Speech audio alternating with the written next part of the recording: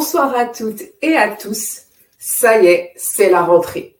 J'espère que vous avez passé de bonnes vacances estivales pour les personnes qui ont pu en prendre et bonnes vacances à celles qui partent en hors saison. C'est avec un immense plaisir pour moi de vous retrouver pour notre 6e épisode podcast de l'architecture simplement. Pour l'occasion, c'est un programme spécial reprise des activités que nous vous avons concocté. Je dis nous, car ce soir, c'est avec une invitée spéciale que j'ai préparé ce numéro. Et c'est bien sûr cette chaîne qu'habituellement, tous les derniers vendredis du mois à 19h30, que nous abordons des sujets autour de l'architecture et des architectes de la manière la plus accessible possible. Le thème de ce soir va, j'en suis sûre, en parler à plus d'un. Mais avant de poursuivre, je vous invite à liker cette vidéo,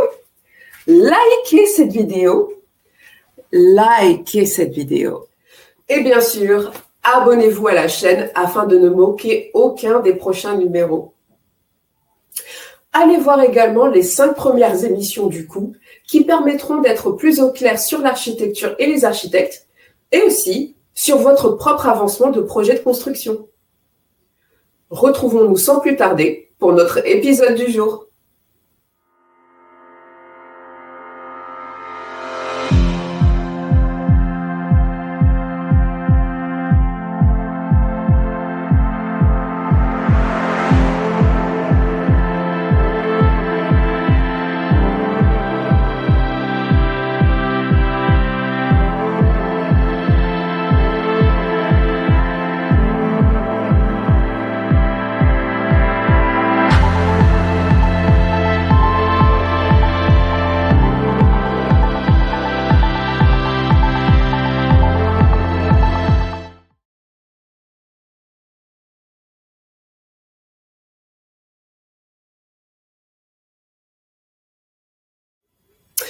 Pour celles et ceux qui ne me connaissent pas encore, je suis Diziati Pimbi, architecte et ingénieure travaux, également présidente fondatrice de la société Kolendisa Architecture. Bienvenue sur notre chaîne pour notre 6e épisode podcast. La discussion d'aujourd'hui porte sur l'impact des lois en faveur du développement durable dans nos logements notamment et sur les freins à la rénovation énergétique. Comme d'habitude, restez bien jusqu'au bout surtout pour profiter à la fin de cette diffusion en live d'avoir un temps de questions-réponses autour de notre thème.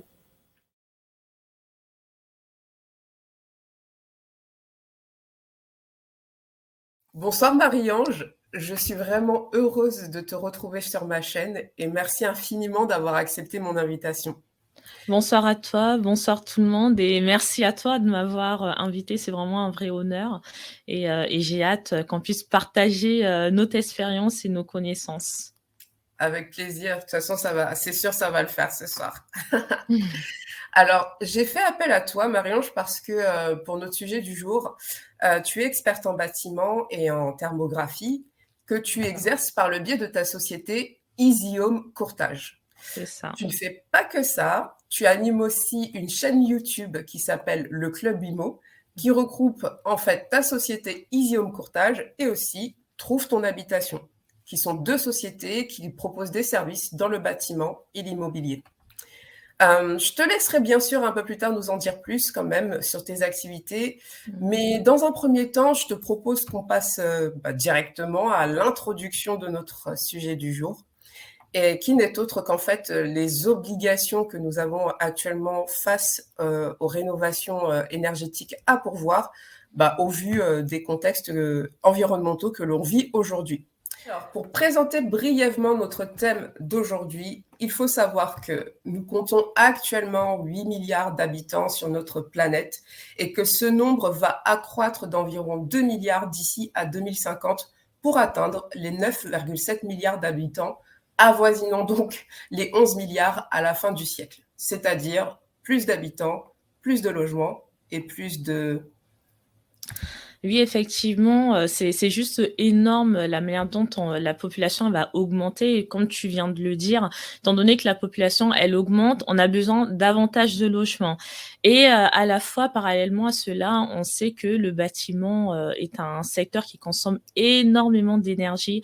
En France, environ, 43 de la consommation d'énergie, annuelle en France, et elle émet, environ 23 de gaz à effet de serre. Donc c'est un secteur qui consomme énormément, et d'un autre côté, c'est un secteur qui pollue. Donc c'est la raison pour laquelle, l'État met vraiment en place des mesures législatives pour pouvoir diminuer la consommation d'énergie, pour pouvoir réduire le coût de la facture des ménages, parce que bah, quand vous recevez votre facture d'énergie, il y a des personnes qui ont une boule au ventre parce que, surtout avec la conjoncture économique actuelle, c'est vraiment quelque chose de stressant. Donc l'objectif est également de réduire ce qu'on appelle l'empreinte carbone de notre secteur. Ouais, effectivement, ces hausses de coûts, je pense qu'on est tous concernés et qu'on l'a tous bien senti et en plus, Mmh, c'est pas fini. c'est Et ça. du coup, face à ce constat, Marie-Ange, quelles sont les mesures et solutions qui ont été mises en place par l'État actuellement? Alors, actuellement, on entend beaucoup parler, vous avez peut-être beaucoup entendu parler, de la loi climat. Pour moi, personnellement, c'est vraiment la loi qui est la plus importante parce qu'elle, se divise en 2 volets. On Mmh. a d'un côté, le volet, vente, donc il va concerner toutes les ventes immobilières avec 3 dates clés. Il y a décembre 2024, le 1er janvier 2025 et le 1er janvier 2034. Et d'un autre côté, on a le volet, qui va concerner la location, donc les logements que vous mettez, en location. Il y a 3 dates toujours: 2025, 2028 et 2034. OK, et en fait, face à ces échéances, si on peut dire, c'est qu'à chaque fois, il faudra, en gros, réaugmenter, le classement, c'est-à-dire, les mauvais élèves qui sont en bas de classement, notamment avec les DPE qui vont de F, bah, faudra en fait, l'objectif, ça sera de remonter la pente et d'aller dans les lettres les plus hautes, si j'ai bien compris. C'est ça exactement. Par exemple, sur la partie vente, dès décembre, 2024, les DPE qui ont été réalisés entre le 1er janvier 2018 et le 30 juin 2021 ne seront plus, admis. Donc il va D'accord. falloir refaire un nouveau DPE. OK. Ensuite, à partir du 1er janvier 2025, tout ce qui est, logement, qui est classé E, F et G aura l'obligation de réaliser ce qu'on appelle l'audit énergétique. Ouais, Donc c'est une étude encore plus approfondie que le DPE, sachant que le DPE vous permet tout simplement de savoir quelle est la classe énergétique de votre logement. c'est Est-ce ça. qu'il pollue beaucoup? Est-ce qu'il ne pollue pas beaucoup? Est-ce qu'il consomme beaucoup? Ou est-ce que c'est un logement qui est sain? Alors que l'audit énergétique vous propose en fait des scénarios de travaux. Donc on va vraiment au-delà, avec également une estimation en termes de budget et un petit volet en fait sur les aides auxquelles vous avez droit.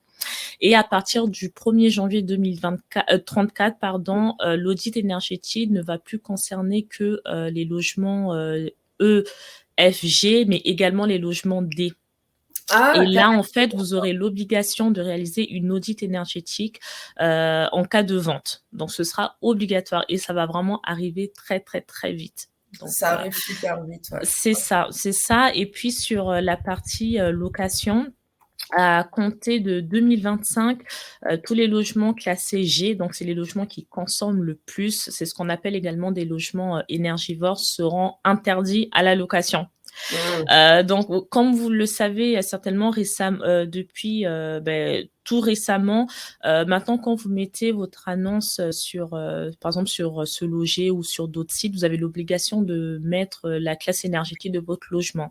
Or là, vous aurez toujours cette obligation, mais en plus, vous n'aurez plus le droit de louer les logements qui sont classés G. Donc c'est la raison pour laquelle il faut, vraiment penser à rénover, les logements et ne pas arriver en 2025 et être bloqué, mais c'est vraiment anticiper les choses. Et je parlais également d'une deuxième date pour la location 2028. Mmh. Donc en 2028, la loi vise également les logements classés F et OK. en 2034 l'étiquette E. Ouais. Non, mais en fait, clairement, là, on rentre dans quelque chose qui est immuable. C'est-à-dire que ça va pas être optionnel, on va enfin, donc là, c'est un message à tous les propriétaires, tous les investisseurs, dans l'immobilier, et de l'investissement locatif. J'espère qu'on a tous constitué, que tout le monde a constitué sa petite trésor, Mmh. parce qu'on va tous y passer. À ce thème de la rentrée, encore une fois, comme je l'ai dit au tout début de l'émission, il est incontournable. Donc, alors le but, c'est pas de vous déprimer, hein, mais au contraire, de vous apporter des solutions. Et c'est pour ça qu'on échange avec Marie-Ange aujourd'hui. Effectivement. Et d'ailleurs, en fait, pour nommer différents dispositifs, donc Marie-Ange a pris le temps de vous expliquer ce qu'il en découlait de ces mesures. Et oui, ces dites mesures législatives qui ont été prises, elles sont suivantes. On a la réglementation thermique de la RE 2020, la loi Grenelle 2, le crédit d'impôt pour la transition énergétique cité, l'éco-prêt à taux zéro éco-PTZ, le label BBC bâtiment basse consommation, la loi de transition énergétique pour la croissance verte, le diagnostic de la performance énergétique, le fameux DPE, et les certificats d'économie d'énergie. C'est ça. Et si je peux me permettre de rajouter, pensez bien à avoir un petit cahier avec vous ou votre ordinateur pour noter tout ce qu'on vous dit, parce que ce sont vraiment des pépites. Et si vous avez des questions, n'hésitez surtout pas également à les noter au fur et à mesure du podcast pour qu'on puisse pouvoir répondre à vos questions à la fin du live. Et oui, comme tu le dis, en fait, il faut savoir que avant toute action, il y a d'abord la loi qui doit être mise en avant. Une fois que la loi elle est votée, maintenant on peut mettre en place des actions. Et même au-delà de la loi, les personnes veulent être de plus en plus mieux logées. Ils ont plus envie d'être dans des logements qui sont mal isolés, où ils ont trop froid en hiver, trop chaud en été. Et c'est la raison pour laquelle les personnes elles veulent vraiment rénover et notamment les clients que je suis actuellement avec Easy Home Courtage. Ok. Et justement, c'est ton expérience aussi avec cette clientèle-là dont on va pouvoir bénéficier. Parce que effectivement, on constate, si on doit interroger les gens, si on faisait des sondages, effectivement, tout le monde a envie de se loger de manière plus consciencieuse. Mais est-ce que prendre le pas de ces mesures est si facile que ça? Alors non, de toute manière, qu'est-ce qui est facile dans ce monde? Absolument rien. Encore plus quand il s'agit d'un poste qui est ultra important dans la vie des personnes, d'un poste qui demande beaucoup de budget et d'un poste aussi qui change nos habitudes de vie. Donc c'est pas évident. Et c'est vrai qu'actuellement en fait il existe des freins, vraiment des freins à la rénovation énergétique. Déjà un manque d'information. C'est vrai que l'État a vraiment mis du budget, on peut le constater ces dernières années avec pas mal de publicité. Même quand je passe à Paris, je vois maintenant des grandes affiches avec des entreprises qui vous mettent en relation avec des artisans sérieux pour pouvoir rénover. Et de plus en plus de personnes savent qu'il y a des aides qui existent, mais il y a certaines professions qui ne sont pas encore connues comme la profession que j'exerce, celui d'expert en thermographie. Les personnes ne savent pas que ça existe. Et souvent, les personnes se limitent juste au DPE.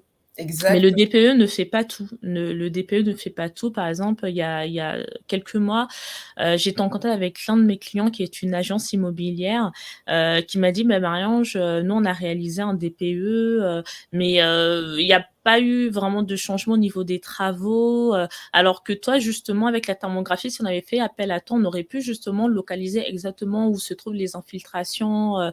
Donc ça nous aurait vraiment permis certainement d'avoir un réel changement à la fin des travaux. Et il faut savoir en fait que la thermographie vient vraiment en complément du DPE. Exactement. Ensuite, Pardon, je me permets juste de t'interrompre là-dessus parce que effectivement, en fait, moi, ce que je constate, c'est que il y a, en fait, on passe par le DPE parce que c'est obligatoire. Ne serait-ce que par exemple il y a les travaux, quand on veut vendre, quand on rachète ou quand on a fait des travaux de division à l'intérieur du logement, il faut refaire des diagnostics, au moins le DPE. Et en fait, il y a, en gros, c'est comment aussi, quelque part, et je vais te laisser continuer sur toutes ces questions de freins et de solutions à voir, mais il y a aussi cet aspect, quelque part, on veut bien, mais il faut que ça passe, que ce soit obligatoire, sinon on fait pas vraiment. C'est parce que ça se discute aussi. Il y a un tout à regarder, c'est aussi l'aspect financier. Mais voilà, bon, bref, je me suis permis cette petite interruption parce qu'il y a tous ces points-là qui rentrent en ligne de compte. Finalement, quand cet agent immobilier est venu te voir pour parler du DPE qui était insuffisant, bah, quelque part, ils sont aussi reportés sur ce qui était uniquement obligatoire, quoi. Et C'est je vrai. pense qu'il y a peut-être aussi de la pédagogie à ramener pour Mmh. sensibiliser, pour dire, Mmh. OK, c'est pas juste parce que c'est obligatoire, vois ta plus-value aussi à long terme, de Mmh. faire appel à bien ficeler ton étude pour savoir Mmh. comment optimiser ta maison. Oui. Voilà, je ferme ma petite parenthèse. Non, non, mais tu as tout à fait raison. Après, le fait que le DPE soit obligatoire, je peux le comprendre, dans la mesure où, avant de réaliser parce que, par exemple, un logement qui est classé D actuellement ou on va dire C, Mmh. il n'a aucun intérêt, entre guillemets, à réaliser des travaux, par exemple, pour atteindre une étiquette B parce que quand Bien on a sûr. un logement C, il est bien isolé. Donc c'est important que les personnes sachent d'abord, quelle est la classe énergétique de leur logement. Mmh. Et qu'elle ne puisse pas réaliser des travaux juste pour réaliser des travaux. Et c'est vraiment de commencer par quand on va voir le médecin, avant qu'il puisse nous donner un traitement, il doit d'abord connaître quel est le symptôme que l'on a. Bien Donc sûr. ça, c'est le DPE. Mais si le médecin s'arrête juste aux symptômes que vous avez, mais qui ne vous pousse pas, par exemple, à faire un scanner ou une Mmh. radio, ben, peut-être qu'il y aura autre chose et finalement, vous allez peut-être guérir plus ou moins, mais pas vraiment, mais que le symptôme va continuer, il sera toujours là, en fait. La maladie sera toujours là. Et c'est là, en Exactement. fait, que la thermographie, elle vient vraiment en combinaison du DPE. Et quand on va au-delà de la thermographie, on passe maintenant à l'audit énergétique qui regroupe le DPE, la thermographie et d'autres diagnostics complémentaires. Et là, vous avez vraiment le summum du diagnostic pour pouvoir commencer à réaliser des travaux de rénovation énergétique. Et pour parler des autres freins, c'est vrai que les personnes, elles ont aussi peur de se faire arnaquer par les Bien entreprises de sûr. travaux. Parce qu'aujourd'hui, c'est vrai qu'il y a le frein financier et Mmh. aujourd'hui, pour pouvoir avoir des subventions de l'État, il faut passer par une entreprise qui est RGE, donc qui est C'est ça. reconnue garant de l'environnement. Donc comment on va dire? C'est comme un «label» entre guillemets, c'est pas vraiment un label, mais c'est vraiment une nomination que Mmh. l'entreprise, elle doit avoir et c'est ça qui va vous permettre d'avoir des subventions. Or, aujourd'hui, bah, il y a tout un business autour de cette nomination-là. Il y a des entreprises qui disent qu'elles sont RGE alors qu'elles ne le sont pas. Ouais. Il y a d'autres entreprises, malheureusement, qui ont des artisans qui ne sont pas forcément formés Mmh. au métier de la rénovation énergétique. Il y a tout un business dans le monde du bâtiment où beaucoup d'entreprises se lancent maintenant dans le bâtiment parce que ça rapporte de l'argent. Donc finalement, les gens ont peur de se faire arnaquer, de dépenser de l'argent dans des travaux finalement qui seront mal réalisés et de finalement ne pas avoir d'économie d'énergie. Ouais, et Et justement, oui. par rapport à ça, est-ce qu'on a, des leviers pour pouvoir, justement s'assurer de comment dire? De la véracité des artisans à qui on fait appel? Mmh. Comment en fait, comment s'assurer que, que ces artisans ne sont pas, des arnaqueurs, quoi? Alors, comment s'assurer que ces artisans ne sont pas des arnaqueurs? C'est, par exemple, il y a des artisans, qui passent par des organismes qui sont certifiés Calliope. D'accord. Donc, vous pouvez tout simplement appeler directement ces organismes et vérifier, si l'entreprise elle est bien référencée. Alors là, en tête, j'ai plus, en tête, un site internet, mais je sais qu'il y a des sites internet qui existent avec vraiment le listing des entreprises qui sont qualifiées RGE. D'accord. Donc oui, il y a toujours possibilité de vérifier cela et Ça, c'est après, c'est de super. tout simplement, aller sur internet, regarder les retours, clients quand il y en a, Super. c'est aussi, bon après c'est vrai que là c'est un travail qui est c'est un gros travail, mais par exemple si, vous connaissez une entreprise qui est intervenue aux alentours de chez vous, bah, c'est peut-être d'aller directement sur place, regarder si les Mmh. travaux ont bien été réalisés. Si vous avez la chance de croiser le propriétaire, c'est de demander son expérience, client. Voilà, mais après c'est vrai que bon, tout le monde ne va pas s'amuser à faire ça et c'est pour ça qu'il y a des professionnels qui sont vraiment spécialisés, Bon, dans ces métiers-là et qui le font à votre place et qui vous permettent de gagner du temps. exactement. Hem Mais et c'est pour la bonne parler nouvelle, ouais. c'est qu'il y a une issue à ça. C'est ça, Ah c'est oui, surtout ça, c'est qu'il faut le savoir. c'est C'est que, ça. on n'est pas obligé de forcément tomber dans le piège. Il y Mmh. a des mesures, pour éviter cela, donc tant mieux. Exactement, exactement et le dernier frein, dont je voudrais parler, enfin, peut-être de 2 derniers freins, Mmh. c'est le premier frein, en fait, qui va concerner purement le financement. Aujourd'hui, les personnes, elles peuvent réaliser les travaux poste par poste. C'est-à-dire qu'aujourd'hui, vous dites: «Bon, je vais d'abord changer, les fenêtres, Mmh. ensuite, je vais isoler, par exemple, la toiture et ensuite, l'année prochaine, je vais isoler les murs». Donc les gens peuvent payer petit à petit, mais en réalité, pour que la rénovation, elle soit vraiment efficace et le plus rapidement possible, c'est de rénover, votre bien dans sa globalité Mmh et mh. c'est là que les gens sont bloqués parce que, bah, il faut sortir de l'argent et ça coûte cher. Ouais. Sauf qu'aujourd'hui, oui, il y a des aides financières qui existent. Il y en a vraiment de plus en plus, que ce soit par région, des aides également de l'État et par exemple, quand vous faites appel à un expert qui réalise, de l'audit énergétique, vous pouvez vous Mmh. faire subventionner par l'État. Donc vous pouvez vous faire en partie financer ou voire financer la totalité, de la prestation, par l'État. Donc il existe, aujourd'hui des solutions, et également des entreprises comme la mienne qui accompagnent, dans la rénovation énergétique.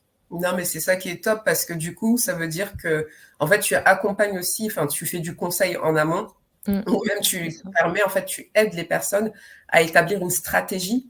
Voilà, parce qu'effectivement, souvent, on peut ressentir la pression de se dire: «OK, je peux pas tout faire, mais faire un peu, ça me donne déjà un peu bonne conscience, je mets Mmh, le pied à l'étrier». Mais effectivement, on sait que dans le mieux, l'idéal en bâtiment, c'est de faire tout un one shot quelque part, c'est ça. parce qu'au moins on traite tout en concomitance et puis, il y aura pas enfin bref, ça évite, en fait, les arrêts parce que tu as fait la fenêtre, mais, tu as pas traité tes cloisons. Du coup, tu as toujours quelque chose qui est un peu, de l'ordre de la déperdition d'énergie. Mais C'est voilà, ça. c'est l'idéal. Mais en même temps, effectivement, accompagner sur le long terme, les personnes et dire: «Bah, voilà, la stratégie, c'est ça». Peut-être Mmh, aussi en termes de financement, si vous avez tant des temps, ça vous permettra de faire telle ou telle chose. C'est mmh, aussi, une autre manière de voir les choses que tu peux enfin, justement, qu'en tant que conseiller, tu peux amener aux gens et ça c'est aussi, je trouve ça top parce que, de manière générale, déjà, de base, construire, sans avoir même la conscience énergétique derrière est déjà une masse à faire. Mais en mmh. plus, quand tu intègres ce volet, bah, il faut, rendre moins énergivore la maison, construire de manière plus consciencieuse, rénover de manière plus consciencieuse, de se dire qu'on n'est pas seul, qu'on peut se faire aider, accompagner pour élaborer tout ça. Moi, à titre personnel, ça me permet de respirer. On n'est pas obligé d'être performant partout. À chacun son métier, comme je dis. Complètement. Complètement, effectivement, non, non, mais tu as parfaitement résumé, mon métier et puis, pour vraiment les personnes qui n'ont pas la possibilité de rénover, dans sa globalité ou même de commencer des travaux parce que franchement, il y a vraiment des personnes qui sont dans des situations, compliquées. C'est vrai. Ben, moi, ce que je fais avec la thermographie, c'est que, je propose également, plusieurs, scénarios de travaux. C'est vrai que dans l'audit énergétique, on le fait, mais dans la thermographie, je commence un peu à le faire, dans le rapport et dire, D'accord. beh, qu'on peut déjà commencer par, des petits changements. Par exemple, ajouter un seuil de porte, voilà des petites choses comme ça qui font que ça limite un peu les infiltrations d'air. Il y a pas un grand changement, mais c'est vrai qu'en termes de confort, ça peut déjà améliorer avec quelques Bien sûr. gestes comme ça, des éco-gestes, mmh. Bah, c'est ça, c'est un peu l'effet cumulé, en fait. Des fois, faut regarder aussi, un comme on dit, comme dit la pub: «Un geste plus un geste et nous sauvons la planète», n'est-ce C'est pas? ça. Non, mais c'est ça complètement, complètement, ouais. Et du coup, bah, justement, pour aller encore plus en détail par rapport à ton activité, donc c'est le moment, si tu veux bien, Marie-Ange, de nous Mmh. présenter plus amplement tes services. Mmh mh. J'ai fait une brève présentation tout à l'heure, mais j'imagine que nos auditeurs, ils ont envie d'en savoir plus, alors dis-nous tout. Alors, je suis à nouveau vraiment honorée de vous présenter, Easy Home Courtage, qui est un cabinet, que j'ai créé en octobre 2020, donc bientôt 3 ans. On va bientôt fêter, Waouh! nos Waouh! 3 ans et donc c'est un cabinet, en expertise, en bâtiment et en thermographie et concernant nos différents services, donc on accompagne en fait les propriétaires particuliers, les institutionnels, donc c'est tout ce qui est banque, assurance, les entreprises, également les collectivités et les entreprises de travaux dans leurs projets de rénovation énergétique, mais également de construction. C'est vrai que là, on vous parle beaucoup de rénovation énergétique parce que Oui, c'est le thème. On exactement. accompagne également sur la construction. Donc, on n'est pas des architectes. Pour vraiment faire la différence avec le métier de designature, on n'est pas des architectes, mais on est un peu comme un huissier, mais spécialisé dans le bâtiment. Donc, on va intervenir au moment de l'état des lieux avant achat. Également de l'état des lieux avant les travaux. Donc, avant de pouvoir acheter votre logement, vous avez besoin de vous faire accompagner, assister par un professionnel qui va pouvoir faire un état des lieux pour voir s'il y a des éléments à changer ou non. Et ça permet tout simplement de ne pas vous engager sur un contrat d'achat alors que peut-être que vous n'aurez pas le budget pour pouvoir réaliser ces travaux, ou tout simplement d'être assuré de vous dire, oh, bah, ok, les travaux vont nous coûter tant, ok, bah, on peut acheter le bien. Donc, on réalise également l'état des lieux avant travaux, que ce soit de la rénovation énergétique, que ce soit de la rénovation classique, donc non énergétique, ou de la rénovation lourde. Donc là, ce sont vraiment des gros travaux. On complète l'état des lieux avec de la thermographie. Donc, pour vous parler de la thermographie, en fait, j'ai ma petite caméra.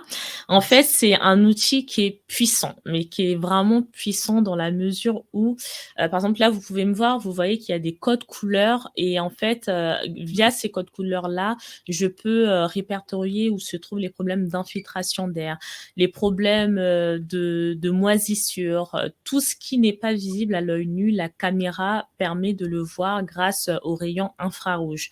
Et donc, à la fin de la visite, je vais vous rendre un rapport et le rapport va servir de base aux entreprises de travaux. Parce qu'aujourd'hui, il y a des personnes qui disent, bon, ben, j'ai froid chez moi, je ne sais pas d'où viennent les problèmes d'infiltration d'air. On va rénover telle pièce, alors que le problème se trouve peut-être dans une autre pièce. Et la caméra, c'est vraiment un outil puissant qui vous permet de savoir où se trouve le problème et quel type de travaux on va pouvoir réaliser. On assiste également les personnes au moment de la réception des travaux et de la livraison des travaux. Et également, à côté de cela, on réalise dans le cadre de la location des états des lieux. Et là, la clientèle, c'est plus des agences immobilières, mais on intervient également pour des particuliers.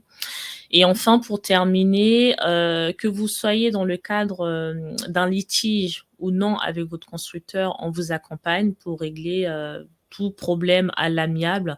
Donc, on intervient sur tout ce qui est expertise unilatérale, expertise contradictoire et également donc en cas de litige.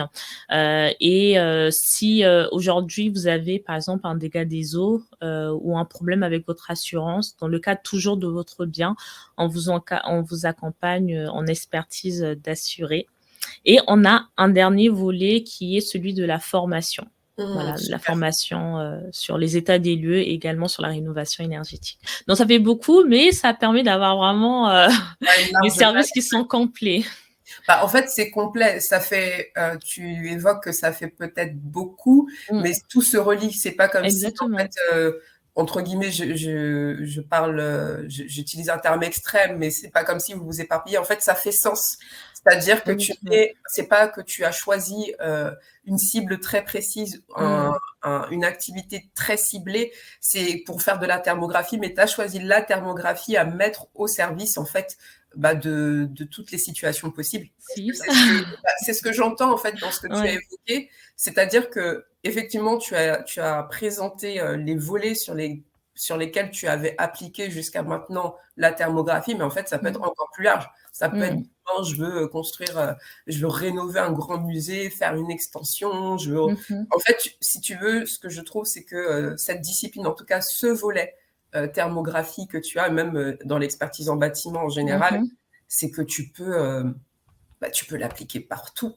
En effet. Et en fait, pour moi, c'est un peu les métiers sans limite comme ça, où finalement, tu peux déployer tes ailes où tu veux. Et parce que c'est l'activité, c'est l'expertise thermographie qui peut en fait aller un peu partout. Donc, chapeau. Exactement, exactement et donc en fait pour, vraiment que ce soit clair pour, le public qui nous suit, Mmh ce soir, c'est qu'il y a mh. vraiment une partie technique pure, d'expertise en Bien sûr, bâtiment. Donc là, on bien sûr. intervient sur tout ce qui est pathologie liée à l'humidité, donc problème Mmh, de moisissure. On intervient également sur les pathologies de l'enveloppe et du revêtement, les pathologies, de la couverture et de l'étanchéité. d'accord. La partie couverture et étanchéité, c'est quelque chose qu'on voit avec nos confrères qui sont Mmh, vraiment, spécialisés, sur tout ce qui est, toiture, parce que là, c'est encore, spécifique et on intervient également sur, les pathologies, liées aux fondations, et à la structure et enfin aux équipements, d'économie, d'énergie. OK, super. Voilà. Et Super, d'un ouais. autre côté, il y a la thermographie, voilà et la thermographie peut vraiment intervenir sur tous ces volets-là, mais je peux également intervenir, sans utiliser, la thermographie en fonction, des problématiques.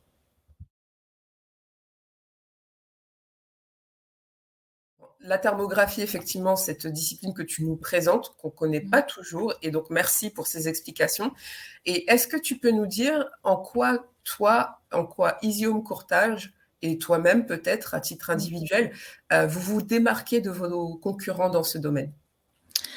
Alors on se démarque des concurrents dans ce domaine, pour avoir déjà d'un point de vue technique, pour avoir déjà vu, des rapports, sur la thermographie, le travail n'est pas vraiment le même. On va vraiment assez loin quand même dans notre rapport et ça permet vraiment d'avoir des conclusions, les plus précis possibles. Mmh. Et surtout, c'est le côté humain. C'est vraiment le côté humain, parce que moi déjà c'est un sujet qui me touche, particulièrement, hein, le fait que les personnes soient dans des logements qui soient bien Ah oui, isolés, je trouve pas normal qu'il y ait des personnes qui vivent dans des conditions, misérables.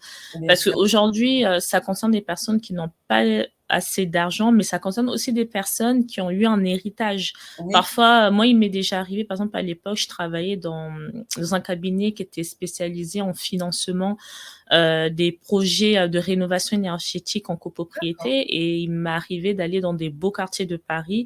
C'est aussi un autre public qui est oublié dans le sens où c'est des personnes, on a l'impression qu'elles ont de l'argent. Elles ont mmh, tout simplement eu un héritage, un bel appartement dans un beau quartier. En façade, le bâtiment paraît, vraiment magnifique. Mais ouais, quand on rentre dans le logement et qu'on voit les conditions dans lesquelles les gens vivent, on se dit: «C'est juste pas possible». Et les personnes d'accord, n'ont pas les moyens aussi de rénover, en fait. Elles ont eu l'héritage, cet héritage-là, mais qui englobe finalement tout, en fait. Les problèmes qu'il y a autour de cet héritage. Et donc, c'est vraiment des sujets, moi, qui me touchent particulièrement. Et là où on se démarque aussi, c'est de par ma personnalité. oui, Je suis une personne, sans me jeter des fleurs, mais qui est bienveillante. Je me soucie vraiment du bien-être des personnes. Et il y a vraiment un accompagnement même psychologique, bien mental, parce que j'avais une cliente dans le 91 qui, elle, en fait, donc là, c'était de la construction, hein, des mmh, bâtiments. Donc là, elle avait acheté un appartement en ce qu'on appelle en VFA, en vente en état futur d'achèvement, et elle était en litige avec son constructeur. Et il faut savoir que les gens, il y a certes le projet immobilier, mais ils ont aussi leur vie à côté avec le bien travail, sûr, leur bien train-train et d'autres soucis. Et mentalement, quand elle m'a contactée, mais elle n'en pouvait plus, oh elle là, n'en pouvait plus. Il y avait pas mal de défauts dans le logement. Elle était bien, face à un mur, elle savait pas comment faire. Donc il a vraiment fallu que je puisse, être derrière elle, l'encourager, lui dire en fait des phrases positives: «On va y arriver, ça va le faire, j'y crois». Même quand elle dit: «Non mais je sais pas si, je lui disais: «Non, mais ça va le faire, je suis positive». Vraiment d'encourager les personnes, en leur disant que oui, c'est possible et vraiment être à l'écoute, des personnes, également avoir de la diplomatie parce que échanger exactement. avec les entreprises, de travaux, c'est sportif. C'est vraiment quelque chose, de sportif et étant donné que moi je suis une personne calme, Oui, heu et on va dire aussi ferme. que ouais, merci.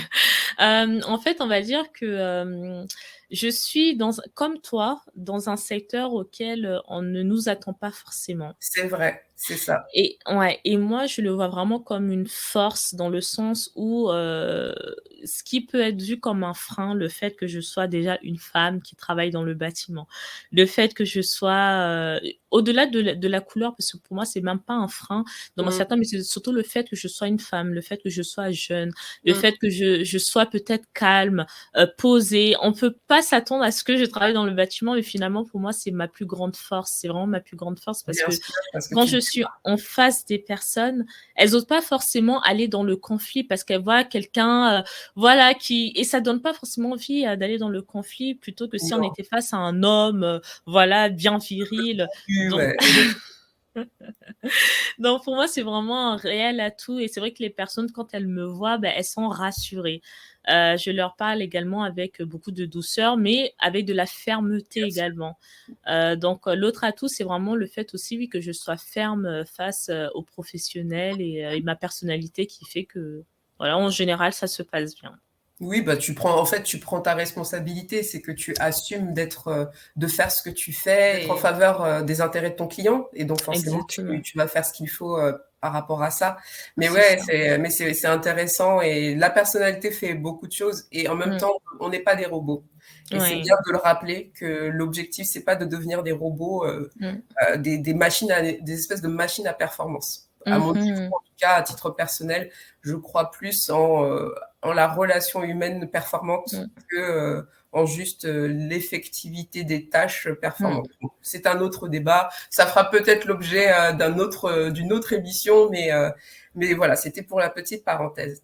Ouais. Et, Non, non, mais je suis tout à fait d'accord avec toi dans le sens où aujourd'hui les gens n'ont pas, enfin, ils ont besoin d'un accompagnement technique, oui, mais surtout d'un accompagnement humain. Parce qu'en fait, la technique, il y a plein d'autres entreprises, exactement. d'architecture comme en expertise, mais les gens, ont vraiment besoin d'avoir un soutien, d'avoir une personne en face qui ne voit pas juste, la facturation, le fait qu'on va lui payer la Exactement. On est prestation, mais c'est d'accord. vraiment une personne qui comprend mon problème, qui vit aussi mon problème et qui est là avec moi et on forme vraiment une équipe, une personne qui est disponible aussi parce que, parfois il y a des urgences. Moi, il m'est déjà arrivé en fait, de décaler mes vacances parce que je savais par exemple, il y a une réception, dans le mois prochain, non, même pas le Exactement. mois prochain, mais on va dire dans 2 semaines.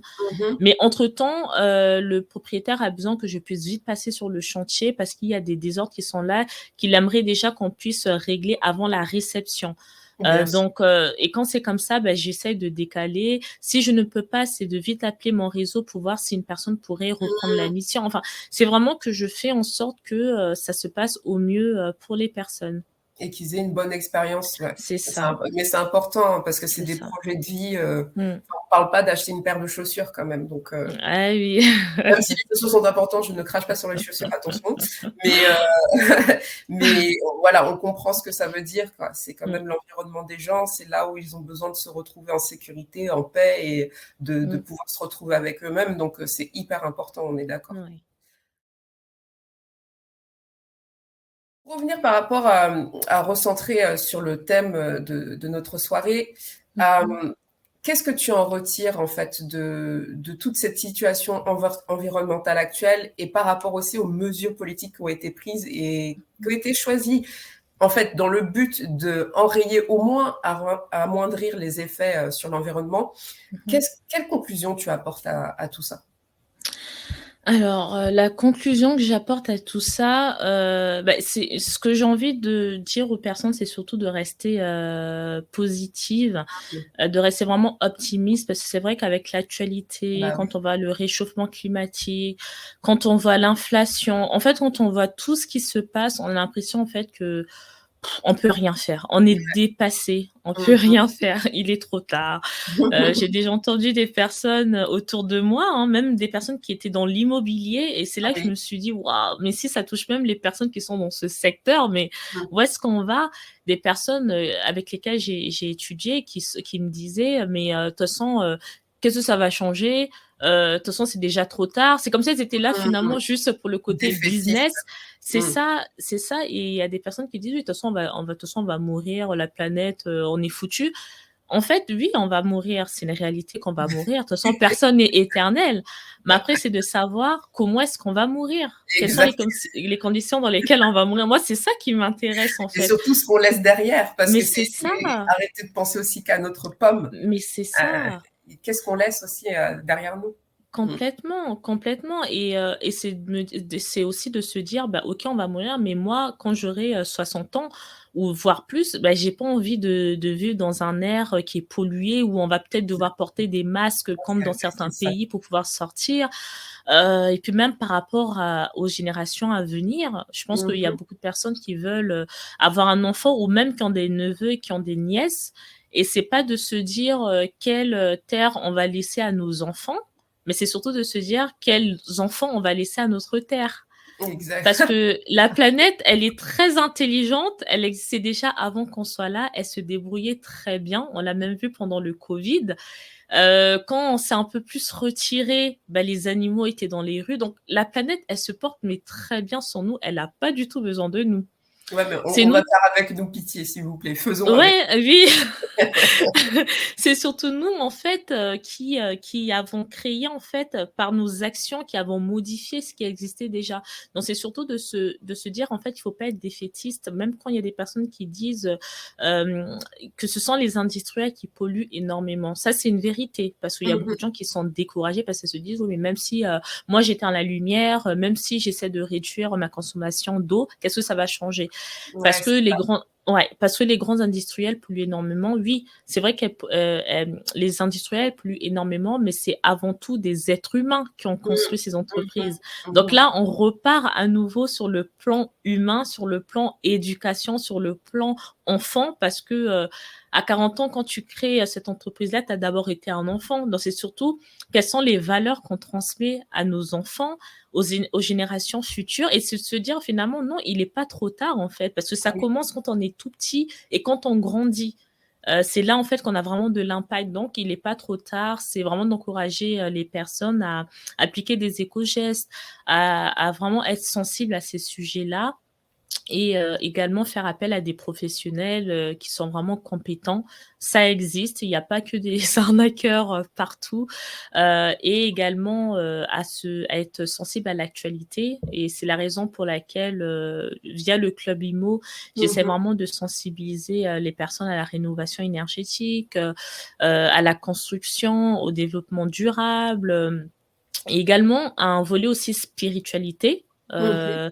qu'on peut auquel on peut pas forcément s'y attendre, mais vraiment un côté, spiritualité et un côté vraiment humain, qui est important, et également, passer par des entreprises comme Diziati qui est également, des entreprises comme moi pour vous accompagner, dans vos projets.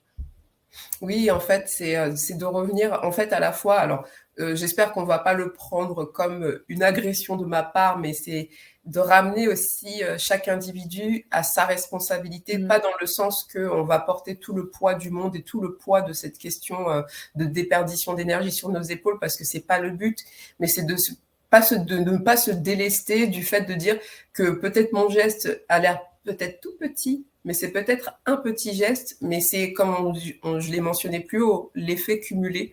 Et voilà, de simplement entre guillemets, comme disait Marie-Ange, ne pas tomber facilement dans le défaitisme, parce qu'effectivement, quand on regarde les informations autres, tout est fait pour plomber le moral, et de nous faire croire qu'on ne peut plus rien, qu'on est pieds et mains liés, et de voir, en fait, de comprendre là où on a des possibilités d'action. Là, on parle effectivement de ce qu'il y a à mettre en œuvre vis-à-vis des nouvelles législations qui ont été mises en place, mais c'est de s'interroger, et puis même cette dimension spirituelle, c'est un peu de se dire où on en est nous, qu'est-ce qu'on fait, parce que parfois c'est pas la sensibilité écologique, mais comme une espèce de bon sens qu'on peut porter Mmh. aussi en nous. À titre perso, je ne me targue pas d'être une archi spécialisée dans le développement durable, parce que ce n'est pas le cas.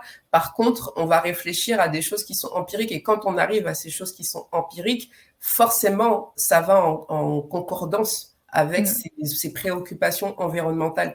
Voilà, je me targue pas de ça, parce que ça serait faux de vous le dire.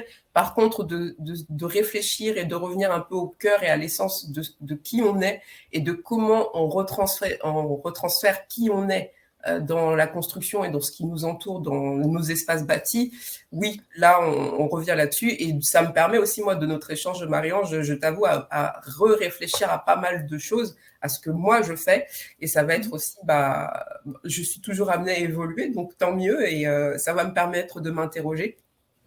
Et je me permets justement pour enquiller, pour présenter très très rapidement, parce qu'effectivement le sujet est tellement riche et en plus on pourrait encore en dire tellement, mais pour vous présenter des solutions justement en architecture, quelques exemples qui existent en France de mise en application de ces lois contre la déperdition d'énergie et qui favorisent aussi une meilleure efficacité énergétique.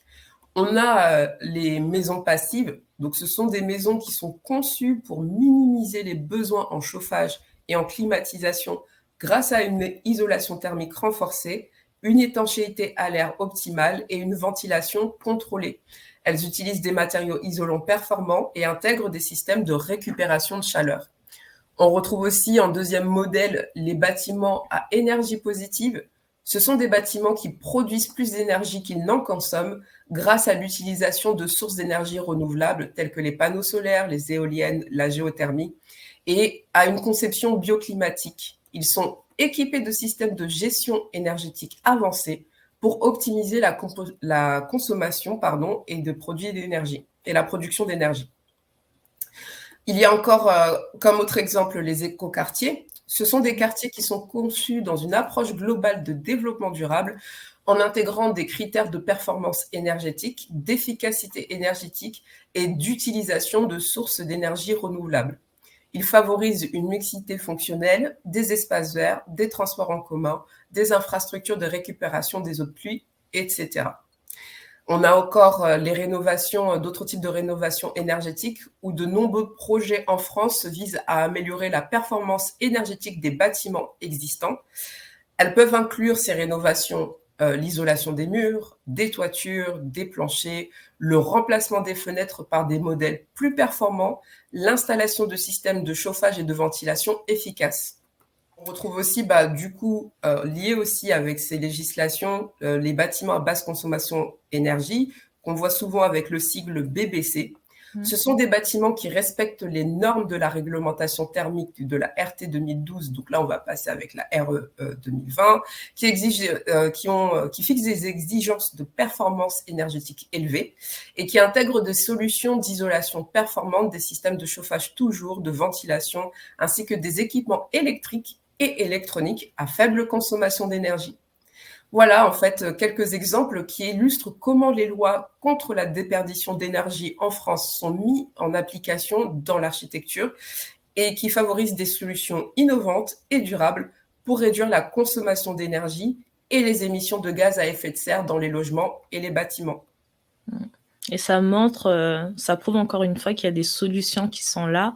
Et non, c'est vraiment génial que tu aies énuméré tous ces projets, toutes ces lois. Et si je peux rajouter un petit quelque chose, c'est vraiment de dire aux personnes, c'est que tout à l'heure, on a parlé des freins, mais je pense qu'aujourd'hui, les freins réellement que les gens ont, enfin, s'il y a vraiment un frein majeur, c'est en fait le fait que les gens se sentent obligés de rénover. C'est vraiment le côté obligé. On a l'impression qu'on n'a pas cette liberté-là. En plus, on nous met des deadlines à chaque fois. Là, ici, si tu le fais pas, Donc, en fait, on se dit, mais en fait, c'est vraiment horrible pour les personnes. Mais ce que j'ai envie de rappeler aux personnes, c'est que oubliez complètement toutes ces lois. Ouais. Mais c'est surtout de vous dire que vous avez de la valeur. Vous avez de la valeur dont vous méritez de vivre dans des espaces qui sont sains, dans des espaces où vous n'avez pas besoin de porter beaucoup de gilets parce que vous avez trop froid en hiver. En fait, c'est-à-dire que le logement aujourd'hui, la manière dont vous dormez, ça conditionne aussi la manière dont vous allez passer votre journée. Vous avez plaisir à accueillir chez vous quand vous n'avez pas de la moisissure accrochée sur les murs. En fait, c'est vraiment vous rappeler que vous êtes des personnes qui méritaient de vivre dans des bonnes conditions, qu'on n'a qu'une seule vie. Le logement, le bâtiment, même quand vous allez travailler la journée, c'est l'espace dans lequel on passe le plus de temps. Donc, c'est important d'être dans des bonnes conditions, comme quand le matin, vous vous habillez bien, vous vous parfumez, vous brossez les dents parce que vous avez envie d'être bien, c'est pareil. On a aussi envie d'être dans un espace où les revêtements sont vraiment sains. Donc, c'est vraiment de vous encourager à prendre soin, en fait, de votre espace et à rénover vos logements et à construire aussi d'une manière écologique. Eh bien, Marie-Ange, merci beaucoup pour tout ce partage, de nous avoir fait part de toute cette expertise et aussi de donner un éclaircissement et je pense aussi une autre perspective face à toutes ces lois et toutes ces échéances qui arrivent, qui mettent la pression. Il faut dire les choses comme elles sont, comme tu l'as évoqué. Mais en fait, ce soir, c'est comme si aussi c'était une invitation à prendre ces changements, à prendre ces tournants d'une autre manière, peut-être de manière plus anticipée, plus douce, de moins subir et d'être accompagné progressivement à intégrer ces changements, de voir aussi dans quelle proportion en fait on se les approprie chacun d'entre nous pour ne pas être juste en mode on est dans un système père fouettard et ça fait que mal. Voilà. Voyons aussi comment de manière plus douce être rentré petit à petit dans toutes ces innovations, parce que justement, ces obligations vont amener l'innovation. Donc, prenons le pied et soyons aussi tous acteurs par rapport à ça. Avant de te quitter, avant de vous quitter et de nous retrouver tout de suite pour un temps de questions-réponses, je voudrais, Marie-Ange, que tu nous parles de la suite. Quels sont tes prochains pas? Quels sont tes futurs projets? Non seulement avec Easy Home Courtage ou peut-être aussi avec d'autres activités. La parole est à toi. Merci à toi. Alors, au niveau de l'actualité, donc à partir de 2024, on va proposer un service d'audit énergétique. Donc là, c'est vraiment top pour vous et c'est la raison pour laquelle je vous invite vraiment à rester alerte sur l'actualité via le Club IMO, via également notre site internet Easy Home Courtage et vous nous retrouvez également sur les réseaux sociaux. Vous pouvez également me contacter par mail à Marie avec un E _6 Ange BK B comme Bertrand K comme Karine @easyhomecourtage.fr. Que vous ayez un projet dans l'immédiat ou pas, vous pouvez déjà me contacter pour qu'on prenne le temps d'échanger sur votre problématique. Et en ce qui concerne l'actualité, donc j'ai récemment créé une seconde structure, cette fois-ci dédiée à l'immobilier et aux personnes d'origine africaine et antillaise qui recherchent un logement en France. Donc l'entreprise s'appelle Trouve ton habitation. Vous nous retrouvez également sur les réseaux sociaux, sur le site internet. Et c'est une entreprise qui permet donc aux personnes de pouvoir être mises en relation avec des agences immobilières, des propriétaires sur le territoire français et également dans les dom-toms. Parce que malheureusement, il y a la discrimination qui existe, notamment dans certaines villes où il est plus compliqué pour des personnes noires. Il faut se dire les choses, de trouver un logement. Et donc là, l'objectif, c'est vraiment d'aider la communauté. Et pour maintenant les personnes qui sont ici, qui sont à l'aise et qui se disent « Non, mais maintenant, j'ai envie d'investir dans mon pays d'origine », on les accompagne également sur le territoire en les mettant en relation avec des promoteurs sérieux et des constructeurs pour pouvoir rénover sur le continent. Donc, voilà pour l'actualité. Une actualité très riche. Bah écoute, Marie-Ange, nous, on va continuer à te suivre sur tous tes différents canaux de médias. On a hâte que tu mettes tout ça en place, hâte de voir l'évolution non seulement d'Easy Home Courtage, mais aussi pour toutes tes autres activités. N'hésitez pas à contacter Marie-Ange. Je remets en fait tous les moyens de la joindre en description de cette vidéo. N'hésitez pas, même pour une consultation, pour échanger, ne restez pas bloqué avec tous ces questionnements, avec ces problématiques autour des obligations de rénovation chez soi. Vous n'êtes pas seul.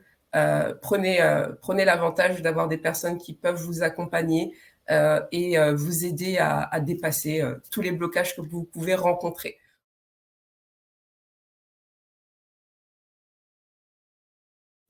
Notre sujet était tellement riche ce soir qu'il a été plus long que les précédents épisodes. Si cette vidéo vous a plu, likez, commentez-la partagez-la et n'oubliez pas de vous abonner à la chaîne. Dites en commentaire si le sujet vous a intéressé, si vous souhaiteriez qu'il soit développé plus longuement et sur quels aspects précisément. Je vous lirai avec un grand plaisir. En tout cas, au plaisir de vous retrouver. À très bientôt. Au revoir. Au revoir, merci.